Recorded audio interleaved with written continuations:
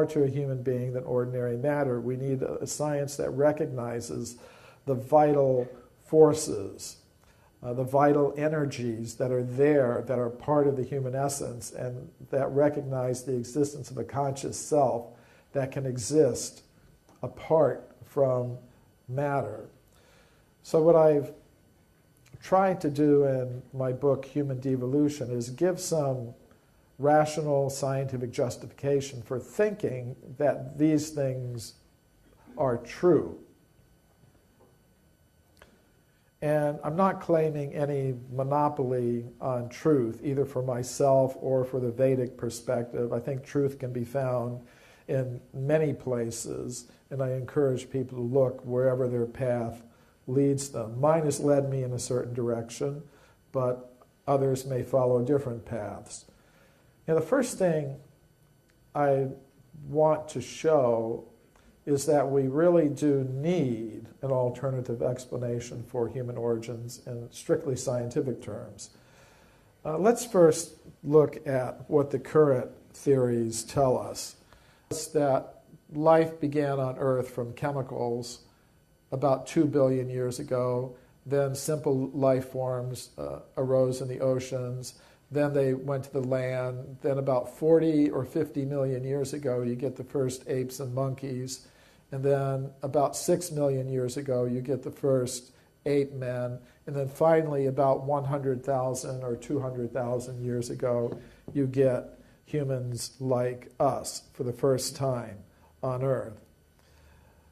But ancient wisdom traditions tell a different story. For example, the ancient Sanskrit writings of India tell us that humans have existed since the very beginning of the history of life on Earth. We're not a recent appearance here. But many scientists will say, okay, well, that's what your mythology says, but all the physical evidence supports our point of view. It supports this evolutionary picture of human origins that we see here. But when I did 8 years of research into the entire history of archaeology, I found that there is physical evidence showing that humans like us have existed for millions and millions of years on Earth, going all the way back to the very beginnings of the history of life here. And this evidence takes the form of human bones, human footprints, and human artifacts, many, many millions of years old. So I documented this evidence in this book, Forbidden Archaeology, which is about 900 pages long. Some people call it forbidding archaeology because it just seems like too much to pick up. So we brought out this book in a shorter edition called The Hidden History of the Human Race, which has now been translated into 20 languages. This is the Russian edition, the French edition. This is the Bulgarian edition. Now, the evidence that I document in these books is not very well known because of a process of knowledge filtration that operates in the world of science. We can call the blue box up there the knowledge filter, and it represents the fixed ideas that most scientists today now have about this question of human origins. So reports of evidence that conform to these fixed ideas will pass through this intellectual filter very easily, which means that students will read about this evidence in their textbooks. People will see scientists talking about it on TV shows. If they go to the local museum, they'll see these discoveries. But if we have evidence that radically contradicts these fixed ideas, they tend to be ignored, forgotten, even actively suppressed. So I'm going to give a few examples of the kind of evidence that I'm talking about. This is Virginia Steen McIntyre.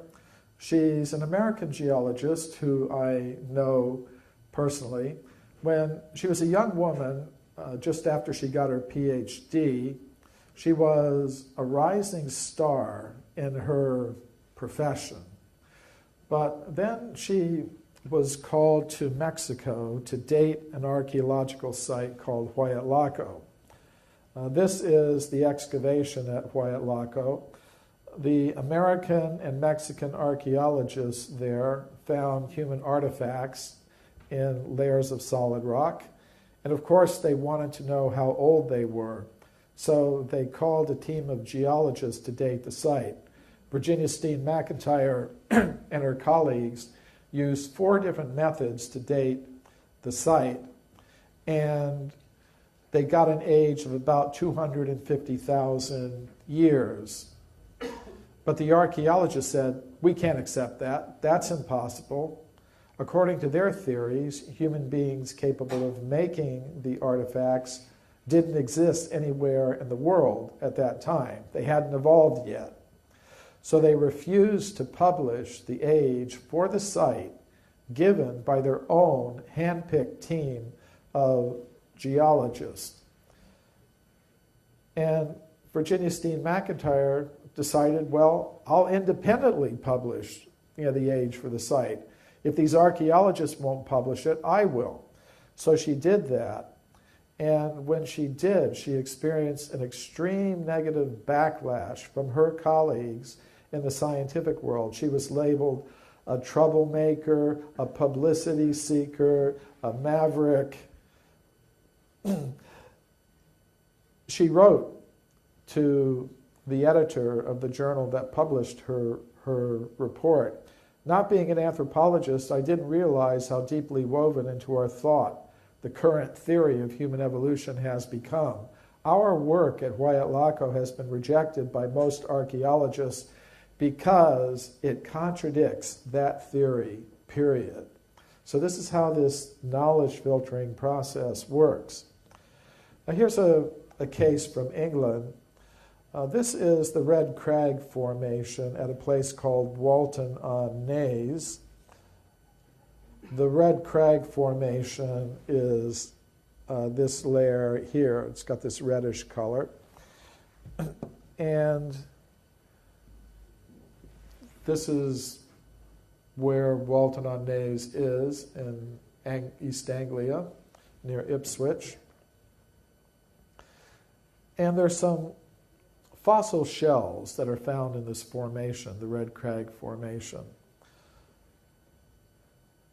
Now in 1881, the geologist Henry Stopes made a report about a very interesting shell that was found at in the Red Crag at Walton-on-Naze. And here it is. It's interesting because it has a very simple but nevertheless recognizable human face carved upon it, the first happy face. And he reported on it at a meeting of the British Association for the Advancement of Science. Now it's interesting because the Red Crag Formation is between 2 and 3 million years old. And according to most modern scientists, the very first symbolic marks made on shell or bone by humans are less than 100,000 years old. One of the oldest examples they have is some simple marks made on a piece of bone from the Blombos cave in South Africa, and they believe it's 77,000 years old. So to have this sort of thing at 2 or 3 million years old is really quite extraordinary. It was a very controversial find at the time. Many scientists heavily criticized Henry Stopes, but his daughter, Mary Stopes, who was also a geologist, defended her father's discovery in some scientific publications. Now, in the same part of England, I want to point out one thing, is that this carved shell with a human face on it has gone missing. No one can locate it today. That often happens with these discoveries related to extreme human antiquity. They tend to disappear. So that's the case with this, although we do have the photographs and original scientific reports. Now, another interesting discovery was made in the same region. It was a fossil human jaw.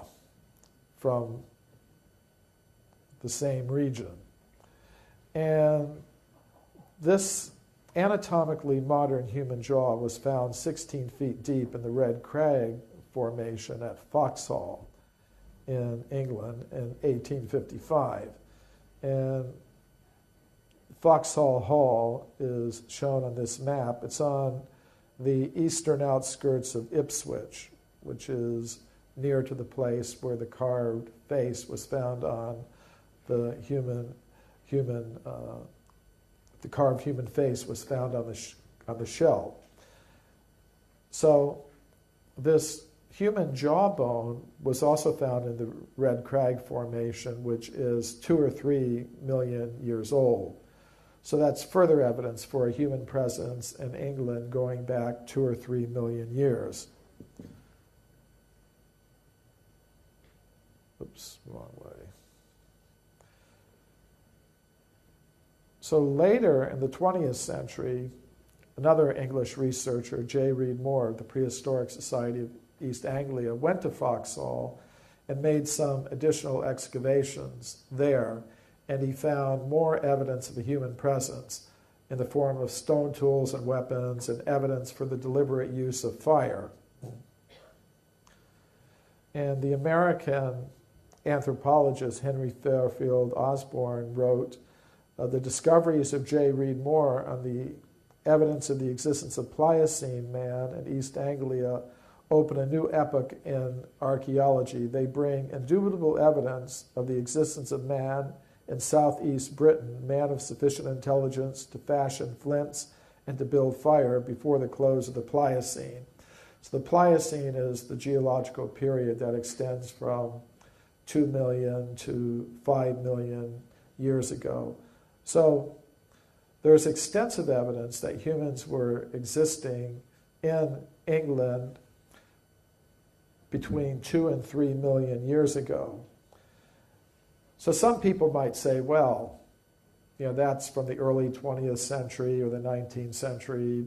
What did they know back then? Where's such evidence being discovered in more modern times? And such evidence has been found. This is Mary Leakey, who in 1979 announced the discovery of many footprints at a place called Laetoli in the country of Tanzania in East Africa.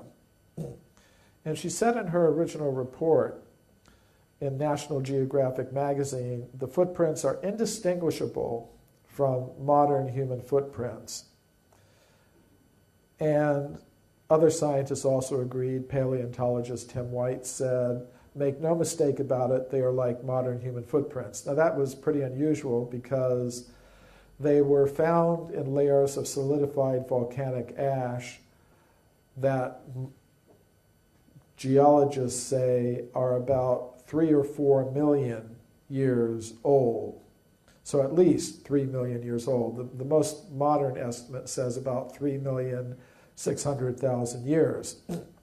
Now, neither Mary Leakey nor Tim White believe that human beings like us were present to make those footprints 3 million years ago in Africa. So how did they explain the footprints? Well, they proposed there must have been some kind of ape man who had feet exactly like modern human feet, and that's how the footprints were made. That's an interesting idea, but there's no physical evidence to support it. We have the skeletons of the ape men who existed at that time. They're called Australopithecus, and their foot structure is not like that of a modern human being. The foot skeletons of Australopithecus show that their foot was very ape-like. For example, their feet had very long toes, sort of like human fingers. Actually, the only creature known to science today that has a foot exactly like that of a modern human being is, in fact, a human being like us. So, what did Mary Leakey actually find? I believe she found evidence that humans like us were present 3 or 4 million years ago in Africa. Now let's jump a little further back in time. This is the Portuguese geologist Carlos Ribeiro. he discovered hundreds of human artifacts in his country of Portugal. And as a geologist, he said they cannot have come from any higher, more recent level. The layers of rock in which he found these objects were about 20 million years old. So he displayed the artifacts in the Museum of Geology in Lisbon with labels indicating an age of 20 million years. But if you go to the museum today, you won't see the artifacts displayed in those cases anymore. Today, they're kept locked in these cabinets down here. But I got permission from the director of the museum to open up those cabinets, and I was able to study and photograph some of these 20-million-year-old human artifacts from Portugal. By studying Ribeiro's original documents, I was able to go out into the countryside of Portugal and relocate some of the places where he made his discoveries. For example, this is the quarry at Morganheira, and here's one of the artifacts that he found there. It's a flint artifact, pointed. Now, it's interesting what happened. When Ribeiro was alive, he displayed the artifacts in the museum with labels indicating an age of 20 million years. After he died, his colleagues did something interesting. They left the artifacts on display in the museum, but they wrote new labels for all of them, giving them far younger ages. This is the new label that they wrote for the artifact I just showed you. The second line here gives the age. It says in Portuguese, Paleolítico Superior. That means Upper Paleolithic. And according to modern archaeologists, that period in Europe goes back about 20,000 years. So Ribeiro's colleagues thought 20 million years, that's impossible. 20,000 years, that sounds about right. So they wrote new labels for all of the artifacts. And then the next generation of officials in the museum just put the entire collection away, new labels and all. And I'm the first researcher in over 50 years to see them.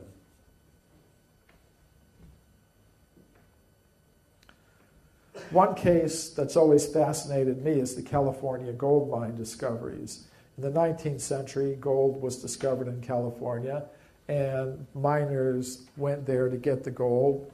To get the gold, they dug tunnels into the sides of mountains like Table Mountain here in California, in the Sierra Nevada mountains.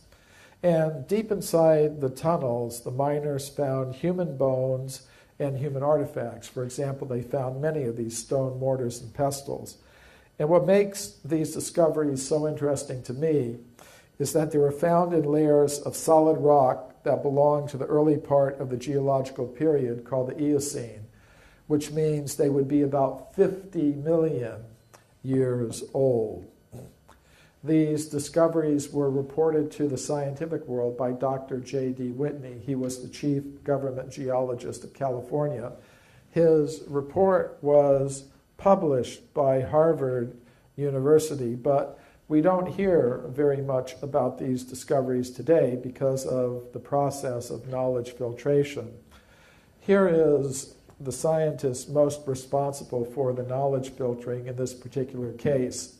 This is William Holmes, an anthropologist who worked at the Smithsonian Institution in Washington. And he wrote, if Dr. Whitney had understood the theory of human evolution, he would not have published those reports. In other words, if the facts did not support the theory, then the facts had to be set aside. And that's what happened. However, a few years ago, I was a consultant for a television program called The Mysterious Origins of Man, which was shown on NBC, the largest American television network. And the producer had read my book, Forbidden Archaeology, so he got in touch with me. He wanted to include some of the cases from the book in this documentary. So I told him he should go to the Museum of Anthropology at the University of California at Berkeley, because I knew that some of the 50-million-year-old human artifacts from the California gold mines are still in the collection of that museum. So he went there, but the museum officials refused to allow him to see the artifacts, what to speak of film them. Nevertheless, we were able to find some photographs that were taken of the artifacts by Dr. Whitney in the 19th century. So we did have some imagery to use in the television program. It was interesting when scientists in America found out that NBC was going to show this program, they tried to stop NBC from showing it. They weren't successful. Actually, it was a very popular program. And recently a DVD's been released that has the entire program, plus many of the outtakes, interviews with me and others that weren't included in the broadcast show. But when scientists found out that NBC was going to show this, they tried to stop NBC. They weren't successful. So then they went to the government. They went to the Federal Communications Commission, which is the agency of the government in the United States that regulates the TV broadcasting industry. And they asked the government to investigate NBC, to censure NBC, to force NBC to broadcast apologies, public apologies for having shown this program. And they also wanted the government to fine NBC millions of dollars so that they would never do anything like this again. Now, I'm happy to say the government did do this, but it was interesting to me that these sorts of attempts were made to prevent this information from reaching the people. Now, more recently, I went back to the museum myself.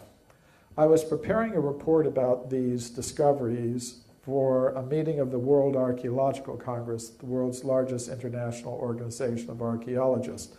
And perhaps because of my connection with the World Archaeological Congress, the museum officials decided they would let me see the artifacts.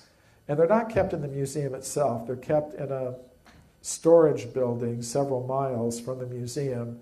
I had to be accompanied every step of the way by a museum official, and entering this building was quite an experience, with all these card readers and security levels to go through.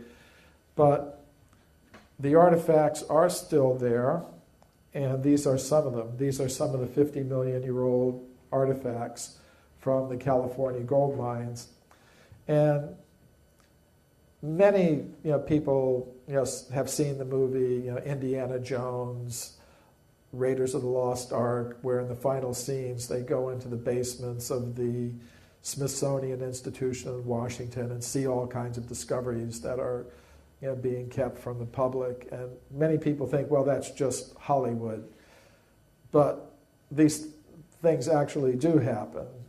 There are human artifacts that are extremely old that aren't displayed to the public, but which are in the collections of these museums.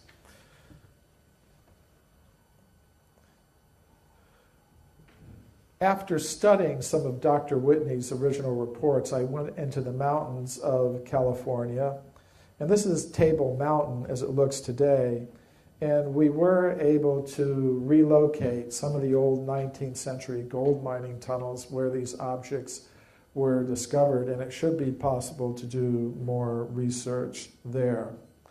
Now, how far back in time can we go with evidence like this?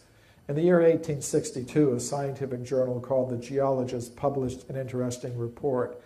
An anatomically modern human skeleton was found 30 meters below the surface of the ground in the state of Illinois in America. And according to modern geologists, the level at which the skeleton was found is about 300 million years old.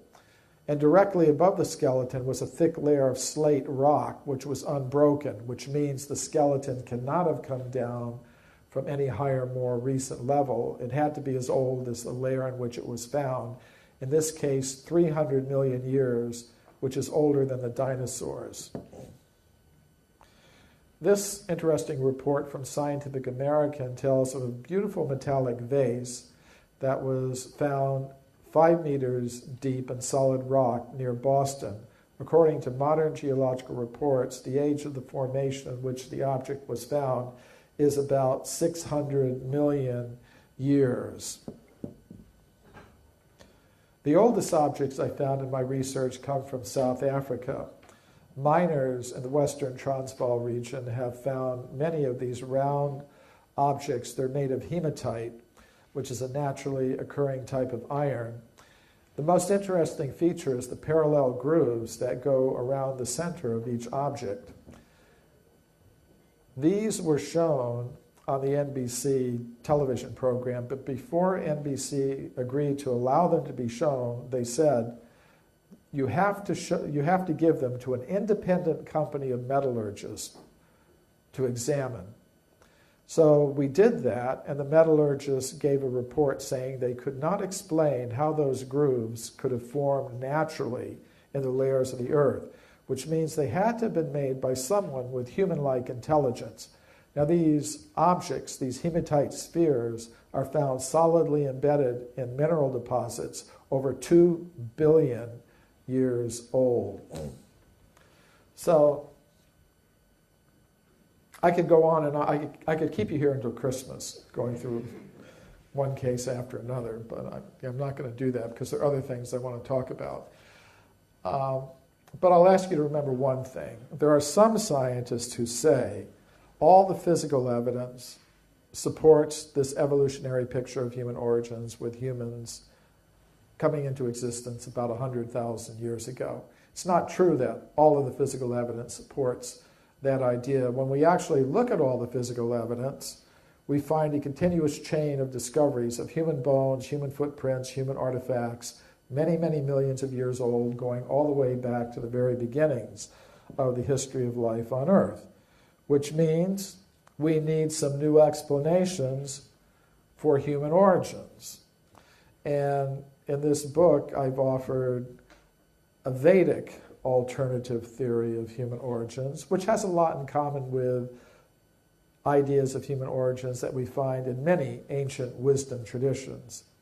Now, before we even ask the question, where did human beings come from, we should first of all ask the question, what is a human being?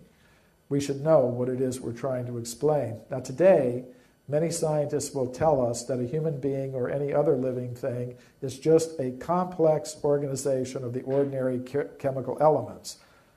We're just machines made of matter. But I believe if we carefully look at all of the evidence, we'll see that it's more reasonable to say that a human being is made of three things. Ordinary matter, yes, but beyond that, there is a subtle mind element with some very unusual powers. And beyond that, there is a conscious self that can exist apart from matter. So, when I speak of mind and matter, I don't mean temporary byproducts of bioelectrical activity in the brain. I mean real things with their own independent existence. Now, at this point, some scientists will say, now hold on just a minute. That's not how we do science. We don't start introducing all kinds of strange new substances into our picture of scientific reality like mind and consciousness. This is science. In science, we deal with what we know, and what we know is matter, the chemical elements. So therefore, if we're going to be scientific, we should try to explain everything about human origins in terms of matter organizing itself. Anything else is mythology or something, but it's not science. However, that's not really true. Modern science does operate in a way that involves introducing new substances into our picture of reality. Let's look at cosmology, for example. Until the 1970s, when astronomers looked at the sky, they tried to explain everything they could observe in terms of ordinary matter operating according to known gravitational laws. They found they were not able to do that. For example, they found they could not explain the spiral structure of galaxies in that way. To explain what they actually observed, astronomers introduced a strange new substance they call dark matter, which you cannot observe, but it has a gravitational effect. And they found even that was not enough. So more recently, they've introduced an even stranger new thing they call dark energy, which has a force that operates the opposite of gravity. Gravity attracts, this dark energy pushes things outward. So today, astrophysicists believe the cosmos is composed of only 5% ordinary matter, the chemical elements. They believe that 30% is composed of this strange new substance called dark matter, and that 65% is composed of the even stranger new substance they call dark energy. So I think the same sort of thing is necessary in biology. I don't think we can explain everything we can observe about human beings in terms of the chemical elements, ordinary matter. I think we need to introduce new substances into our picture of biological reality. And I'm not the only one who's saying that. This is Rodney Brooks, who works at the Artificial Life Lab at MIT. A few years ago, he published an interesting article in Nature. He commented that the programs of artificial life and artificial intelligence are failing to deliver the results that most scientists expected would be possible.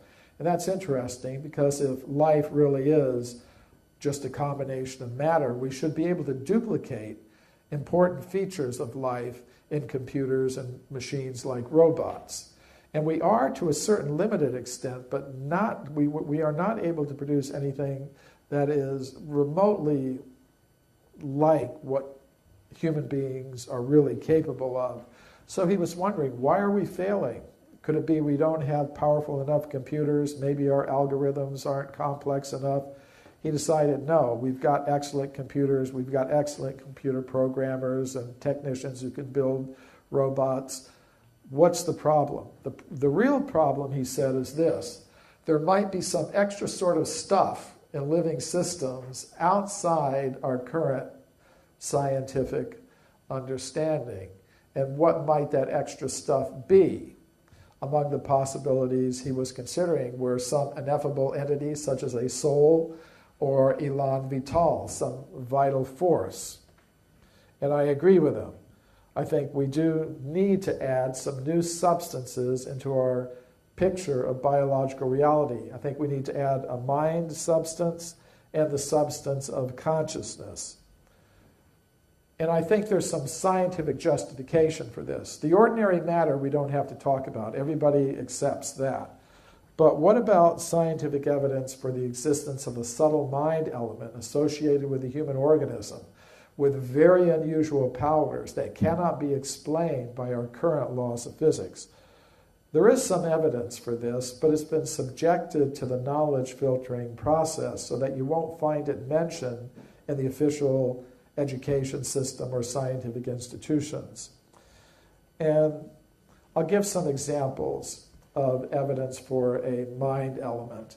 Mind is something like air. We can't see air, but when air moves over an element that we can see, like water, we can observe its effects. We can see waves forming. So mind is something like that. We cannot see the mind, but many scientists have observed the very unusual effects of mind on ordinary matter. Now, one of these scientists was a famous English scientist, Alfred Russel Wallace. He was, along with Darwin, the co-founder of the theory of evolution by natural selection. But we rarely hear his name these days. And that's because he became interested in research into the paranormal.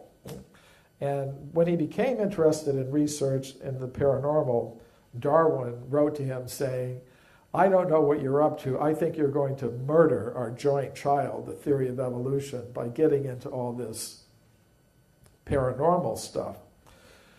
But Wallace continued with his research, and he was joined in his research by another prominent English scientist, Sir William Crookes, who was later a president of the Royal Society and a very prominent physicist. Together, they studied mediums. Now, mediums are people with paranormal powers. They did a lot of research with the medium Daniel Dunglas Hume, who was originally from Scotland, I believe.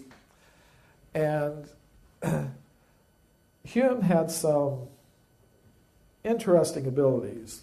You know, for example, he could take an accordion, hold it on the top end opposite the keys, and the accordion would play very elaborate tunes. So Wallace and Crookes decided to study this. They wanted to make sure that he wasn't, surreptitiously, like some magician, getting his other hand down there on the keys to play it, or somehow or other tricking them. So to prevent that, they built a cage. This is their experimental apparatus. And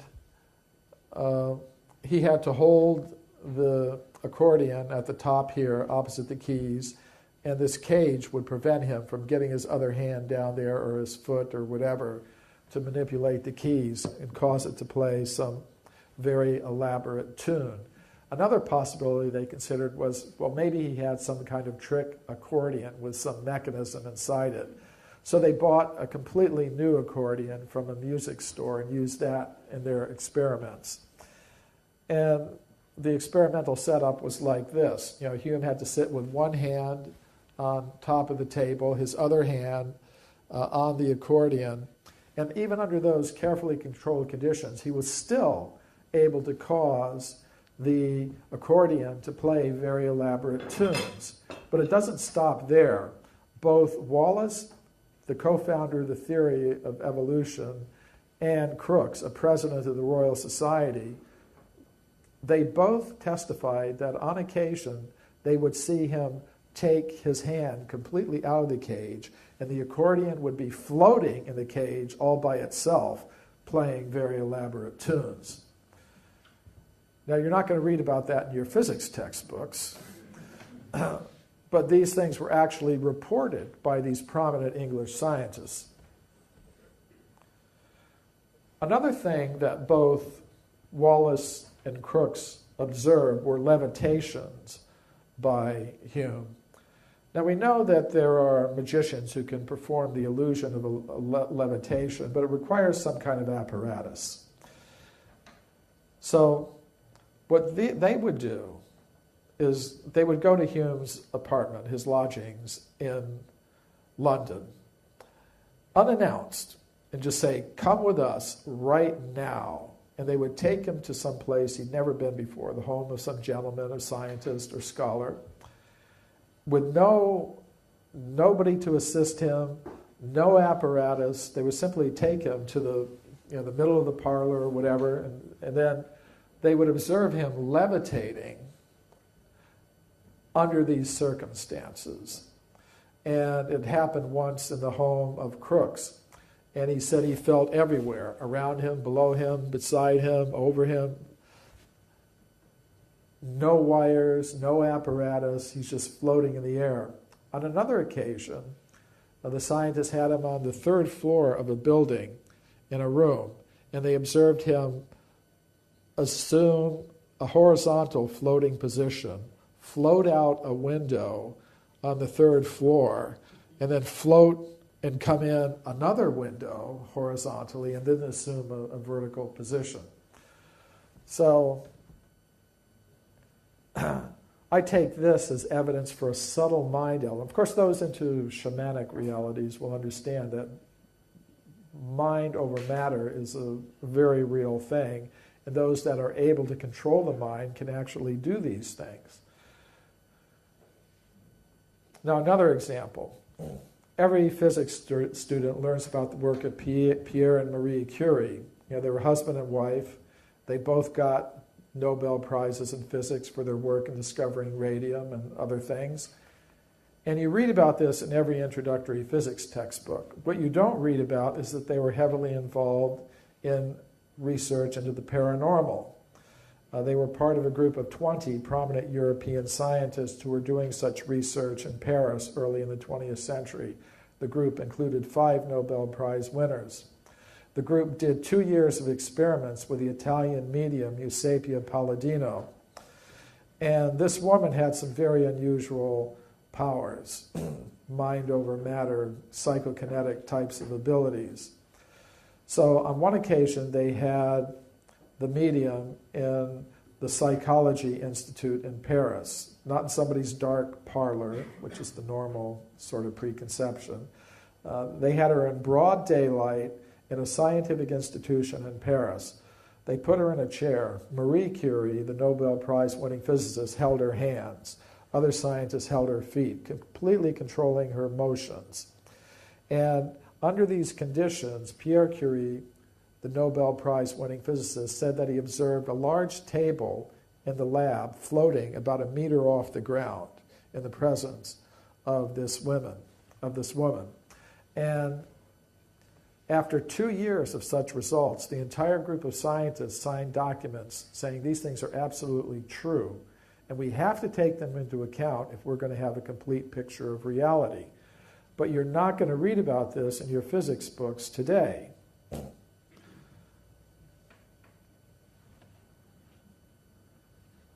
In more recent times, Robert John, head of the engineering department at Princeton University, did some very interesting experiments with random number generators. Random number generators are computer-like machines that will generate as an output a genuinely random series of zeros and ones. If you let the machines run by themselves, they'll generate 50% zeros, 50% ones. But John and his colleagues asked students from the university to sit in front of these machines and simply will mentally that the machines produce more ones than zeros or more zeros than ones. And these experiments went on for over 10 years. They're very well documented. And the students were actually able to do it. They were actually able to cause the output of the random number generators to vary just according to their mental intention. So again, this is more evidence, I believe, for the existence of a subtle mind element associated with the human organism that can act on ordinary matter in ways we can't explain by our current laws of physics. There have also been some very interesting experiments carried out at universities in Europe on extrasensory perception. In these experiments, one person called a receiver is put into a very relaxed state. Meanwhile, at another location, another person called a sender is shown an image randomly selected by a computer. The sender tries to mentally send the image to the receiver.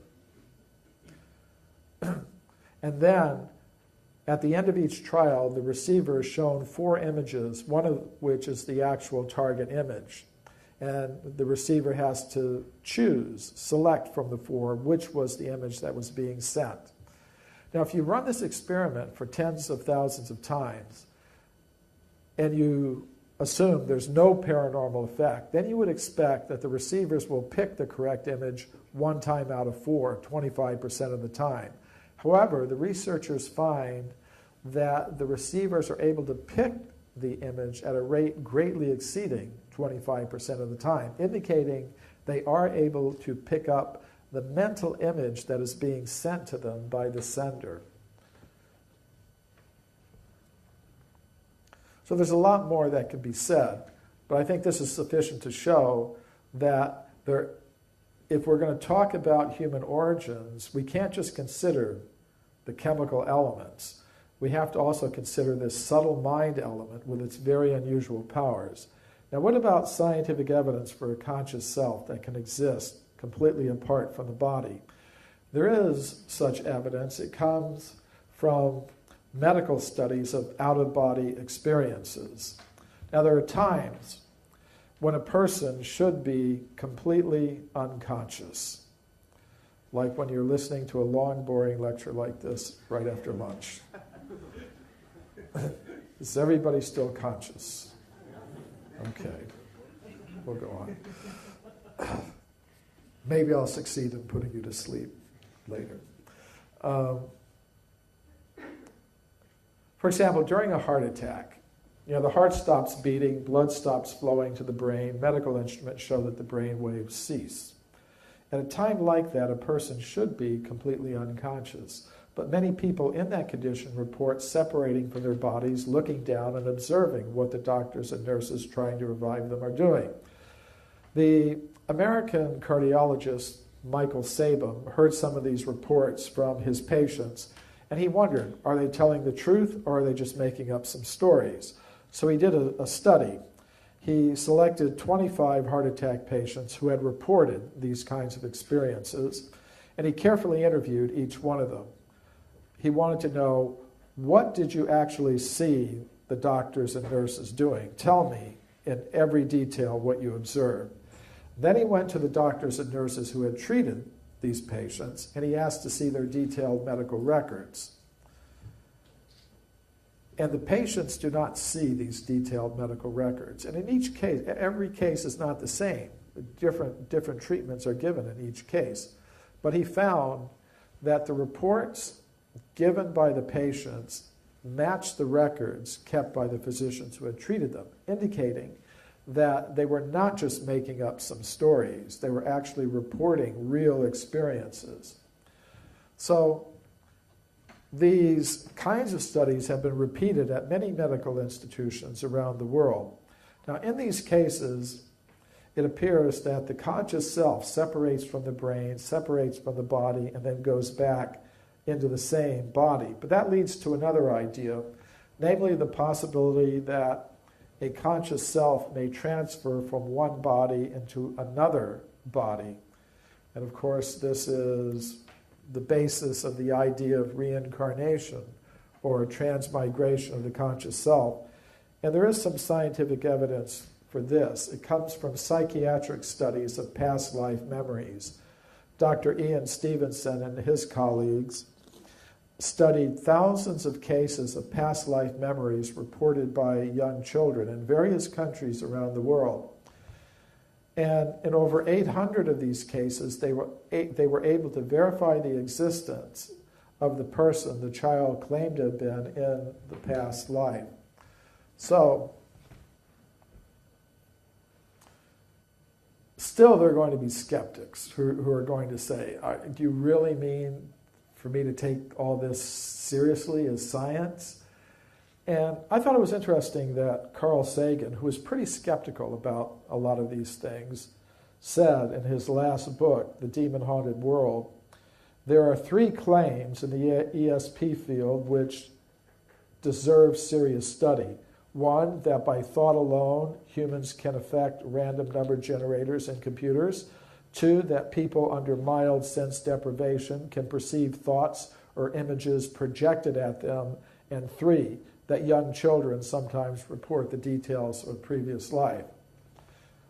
Now, I don't agree with Carl Sagan that those are the only things that deserve serious consideration and study, but even those 3 things alone are enough to make the point I'm trying to make, that there is more to a human being than chemicals.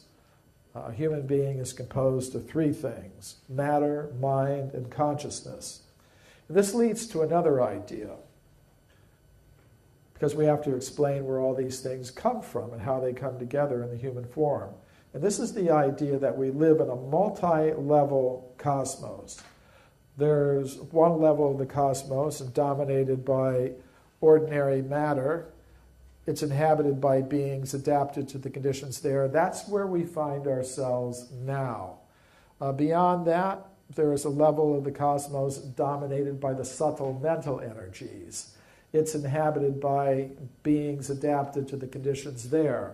And people have different names for them. They call them angels, astral beings, demigods, goddesses, many different names for them, jinn.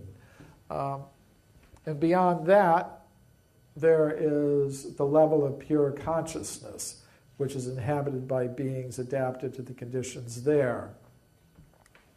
Now again, this may seem quite beyond the worldview of modern science, but it's part of the traditional worldviews of the world's great cultures. Christianity had a worldview like that during the medieval times, where you have a terrestrial level, a level inhabited by angels and other subtle beings, and then finally some ultimately spiritual level, which I call the level of pure consciousness. And the Egyptian cosmology has that, Chinese cosmology, practically all the cosmologies of the world's ancient wisdom traditions had the idea of a multi-level cosmos. But it does seem quite beyond the range of modern science. So people may wonder, okay, ancient wisdom traditions talk about these things, but what sort of evidence is there in modern times that we exist in a multi-level inhabited cosmos? I think there are 6 categories of evidence that deserve consideration. One is communications from spirits of departed humans that are received by humans on this level of the cosmos. The other is possession of the bodies of living humans by spirits of departed humans. Third category is apparitions of spirits of departed humans, that become visible to humans in our level of existence. Fourth, possession of bodies of living humans by spirits of superhuman beings of either a divine or demoniac nature. Fifth, apparitions of superhuman beings. And sixth, the modern UFO alien abduction types of events. I'm going to give one example from each category of evidence. This is Sir Oliver Lodge, a prominent British physicist, lived in the late 19th century, early 20th century. During World War I, he lost a son, Raymond Lodge. He was killed in Europe during the Great War. And afterwards, Lodge tried to establish communication with the spirit of his departed son. And with this in mind, he approached a medium named Gladys Leonard. But he approached her in disguise so that she wouldn't know who he was, couldn't do any research about him. And through this medium, he was able to establish communication with the spirit of his departed son. And in these communications, things were revealed that would have only been known to his son Raymond. Now, afterwards, Lodge wrote a book about this case. And being a professional scientist, a very prominent scientist, he was very much aware of the kinds of objections that his scientific colleagues would give to the possibility of receiving communications from the spirit of a departed human being. So in this book, he gives very elaborate reasons for accepting the reality of the communications and deals with all these objections that would be given by his scientific colleagues. So I think it's a very interesting study by a professional scientist who believed in the possibility of establishing communication with spirits of departed humans. Now a case of spirit possession. This is the psychologist William James, considered to be the father of modern psychology. In his textbook, Principles of Psychology, he discusses what he regarded as a genuine case of spirit possession. The case is called the Watseka Wonder. Watseka is a little town in Ohio, and in a bit of synchronicity, it's also the name of the street I live on in Los Angeles, Watseka Avenue. So the case concerns a girl named Lorancy Venom. She lived quite a normal life with her mother and father until one day she started going into trance states. And in these trance states, she encountered the spirits of departed humans. And one of them was a girl named Mary Roth, the spirit of a girl who had died some years before. And Mary Roth told Lurancy, I want to visit my parents, my family. They live near you. So I would like to make use of your body in order to do that. So after that happened, Lurancy Venom felt like a complete stranger in her own house. And she began talking of this Roth family. So her parents searched and they found the Roth family and brought them to the house. And as they were coming to the house, Lurancy immediately recognized them. Oh, that was my mother, that was my sister. So both families agreed that Lurancy should go and live with the Roth family, which she did for several weeks. And during that time, she behaved perfectly as their daughter, just manifesting all kinds of detailed knowledge of the family history and the family affairs, things that would have only have been known to Mary Roth. Then, after several weeks, Lurancy again started going into trance states. And Mary Roth told her, okay, I've seen my family, I'm going to go back to where I was. And when that happened, Lurancy Venom felt like a complete stranger in the Roth house. So then both families agreed she should go back to her original family. And what I find interesting about this case is that it was included by William James, a prominent psychologist, in his textbook, Principles of Psychology, as a genuine case of spirit possession. Now here's a case of an apparition of a spirit of a departed human. This is Charles L. Tweedale, who was a fellow of the Royal Astronomical Society here in England. And he had an interesting experience as a child. He was about 12 years old. He was sleeping in his bed, and the moon was shining in through the window, and he happened to wake up, and he saw standing at the foot of his bed the form of an elderly woman. And then the form disappeared. So the next morning, he went to breakfast. His mother and father were there, and he said, Mommy, Daddy, last night, I saw the form of an old woman standing at the foot of my bed. So immediately, his father got up and left the room in a hurry, slamming the door behind him. So Charles asked his mother, Mommy, why did Father leave like that? And his mother explained to him, well, last night in our room, your father saw the form of his mother at the foot of the bed. Then later, they received a telegram that the man's father had died the previous night. So later in life, when he was an astronomer, Charles Tweedale calculated, because he could remember where the position of the moon was shining in his window on that particular date. And from that, he could calculate the time at which the apparition had occurred. And it happened to have been shortly after, just minutes after the woman's time of death. So this is a case of an apparition of a human spirit, an observation of a human spirit departing, reported by an astronomer. Now, cases of possession of human bodies by superhuman spirits, either of a divine or a demoniac sort of nature. Many of you have probably seen at one time or another the film The Exorcist.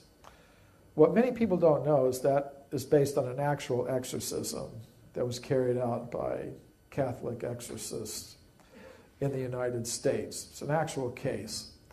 And if you recall the film, which is pretty accurate reflection of what actually happened, the boy in the film was possessed by a spirit that was not just like Mary Roth wanting to come and visit her parents.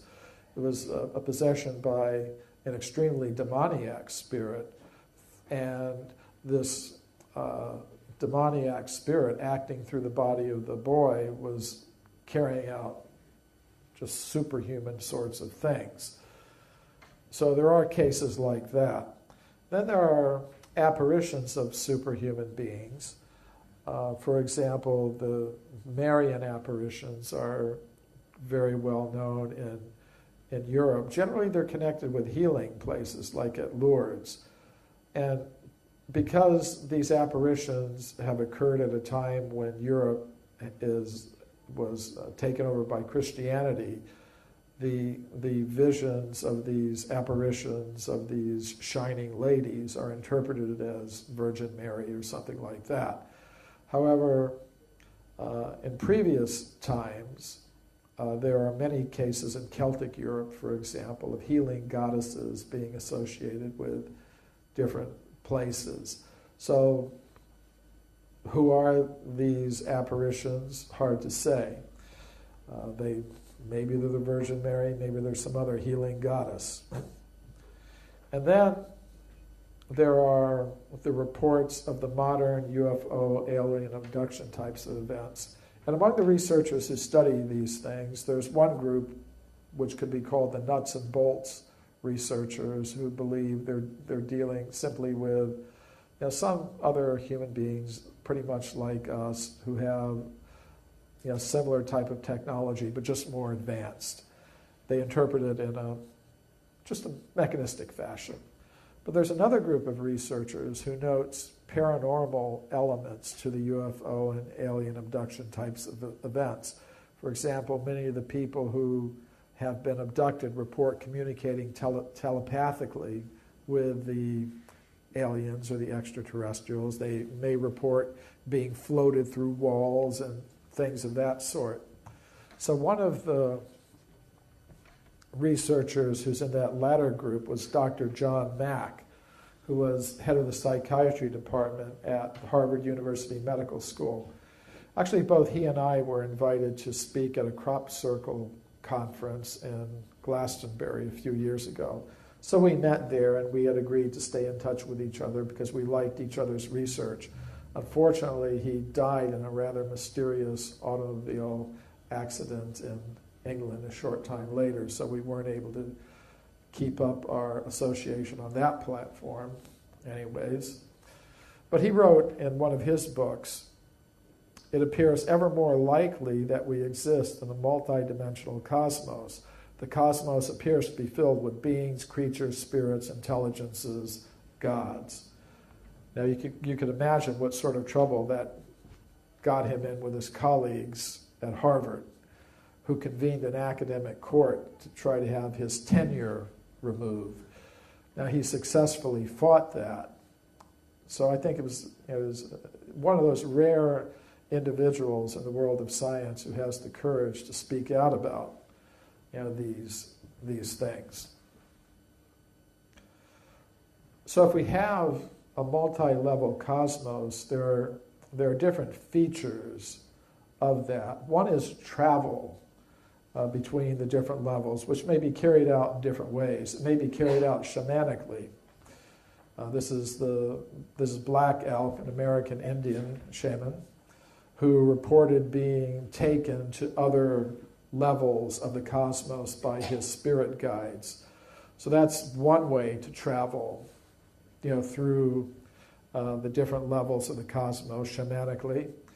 And there are also those who report, being able to travel through these different levels in a mechanical way, but it's based on a technology quite different from what we're accustomed to deal with today.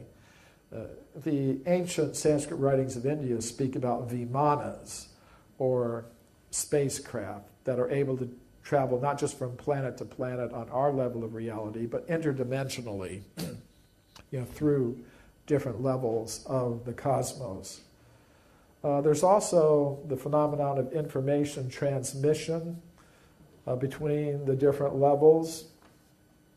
This is a statue of an Assyrian king receiving communications from a sun god, Shamash. And in most ancient wisdom traditions, we have similar accounts. Now today, even modern science recognizes the possibility of receiving communications from extraterrestrials.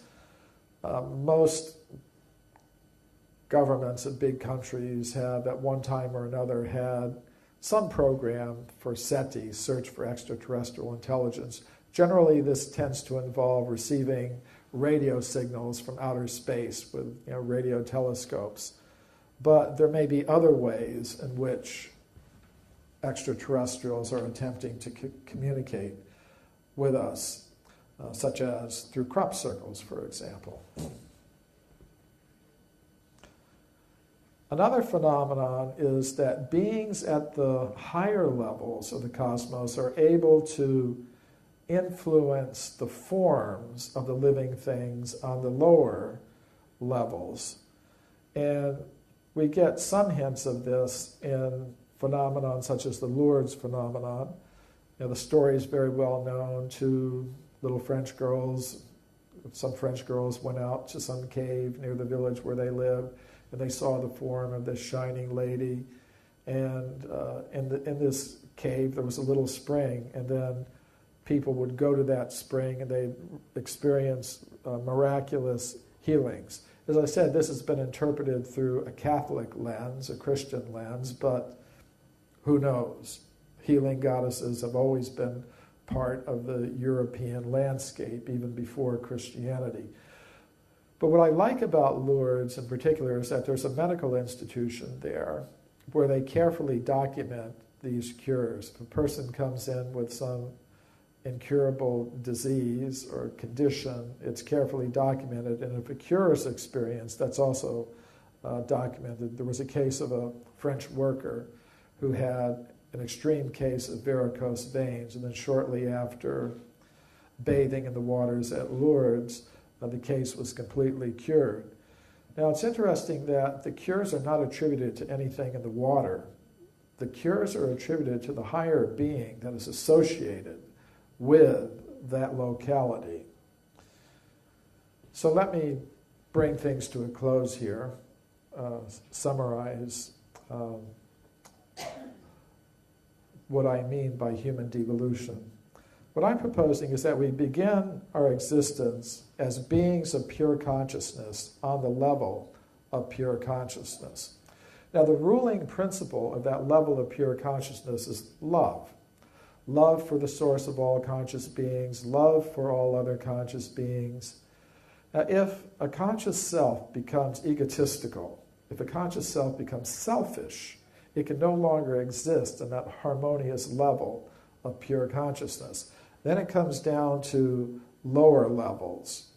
It may come down to the level of the subtle mind element, and it may exist there as an angel or god or goddess or astral being. Or it may come further down to the level of gross matter, where it will receive a covering of gross matter, and those coverings are what we call bodies. So what I mean by devolution is the process by which a conscious self becomes covered by the lower energies of mind and matter. So to put it in a nutshell, we don't, as conscious beings, evolve up from matter, as most scientists now believe. Rather, we devolve or come down from this level of pure consciousness.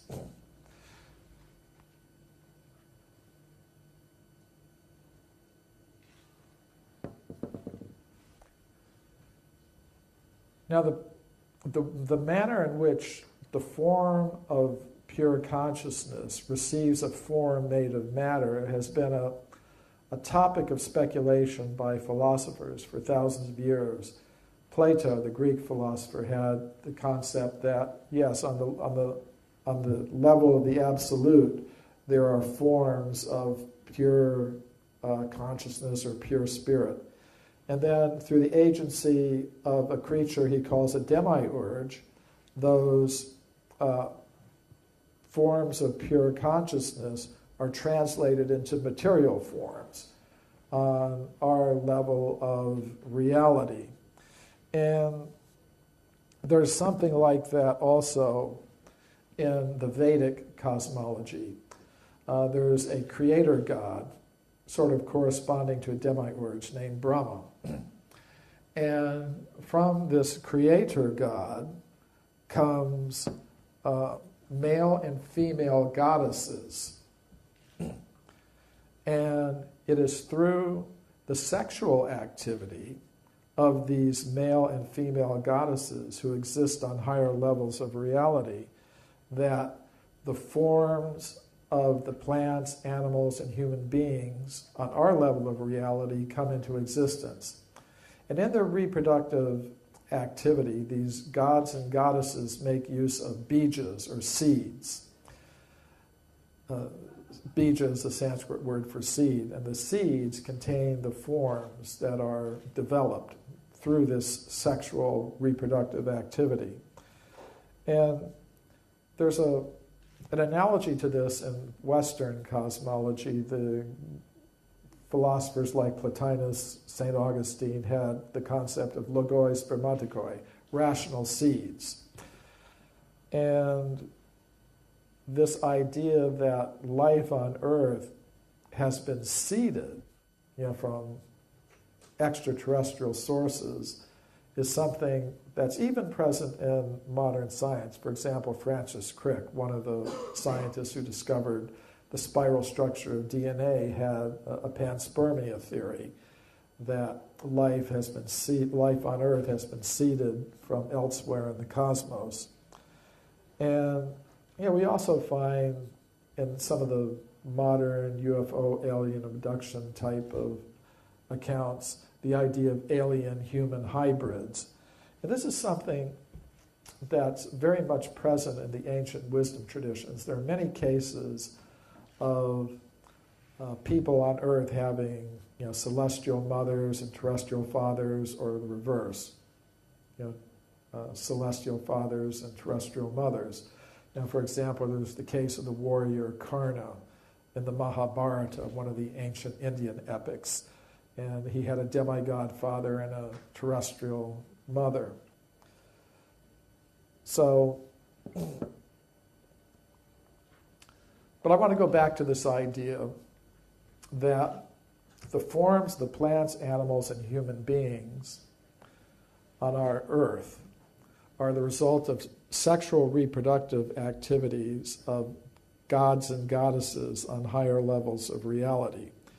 Now, normally, on our level of reality, if there's reproductive activity, you can only produce your own kind.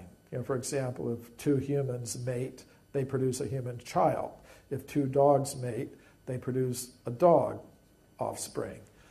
But these higher beings are able to manipulate their reproductive processes so that they are able to produce bodies not of their own kind. For example, these gods and goddesses may produce bodies of plants. They may produce bodies of animals, birds, insects, human beings. Now that may seem a bit unusual in terms of modern science, but even modern science is getting into some pretty strange manipulations of the reproductive process. There's something called interspecies embryo transfer,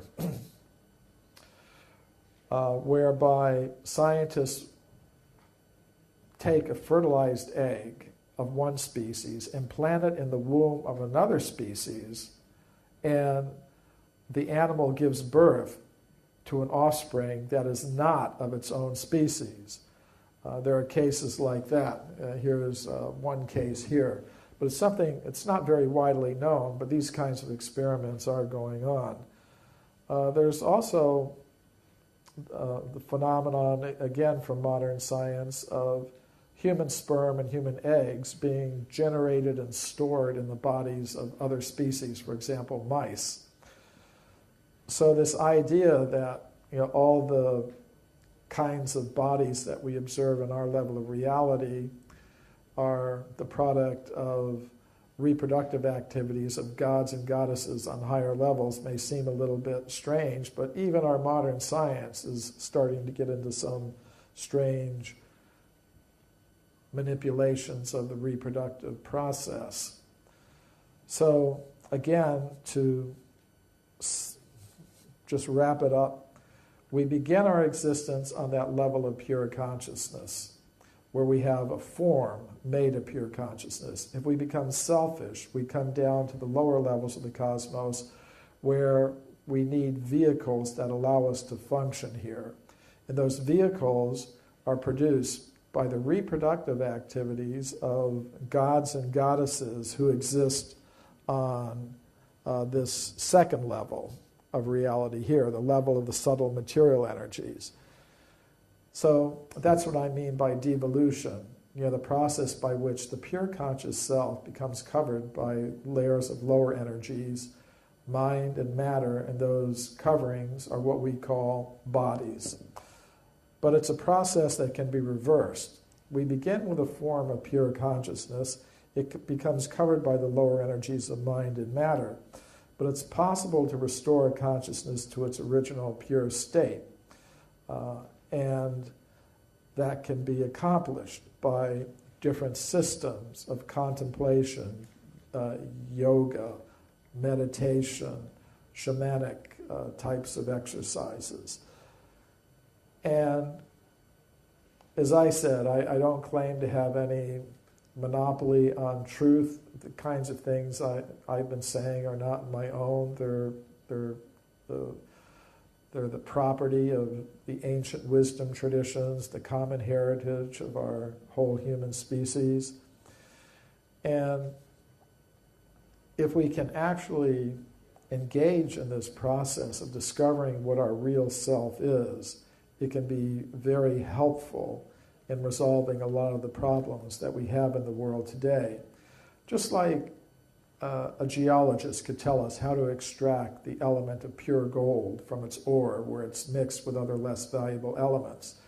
Now, once you've extracted the gold from its ore, you could form it into coins and stamp the coins with the symbols of different nations. But if it's really gold, it doesn't matter what symbol that you've stamped on it. So in the same way, if by some process of yoga or meditation or contemplation or mystic discipline, we're able to extract the element of pure consciousness from its covering energies and understand, yes, I am a being of pure consciousness. All others are beings of pure consciousness. We've all come from the same place. We're all related. We have higher needs. There's no need for us to be exploiting the resources of the earth in an unsustainable way. We should be trying to live our lives in the most simple, we should be living our lives in such a way that we satisfy our material necessities in the most simple, natural, and efficient way possible. And since we're all related to each other, there's no need to be fighting over less important things. If we're able to come to that level of awareness, then it doesn't matter what you call the process, how you label it, just as long as you get the result. So just once more, I'd like to say, thank you to Karen for inviting me. Thank you all for listening. And I've just been, I think, giving another perspective on what's been said so well by those who've come before me today and who will come after. Thank you very much.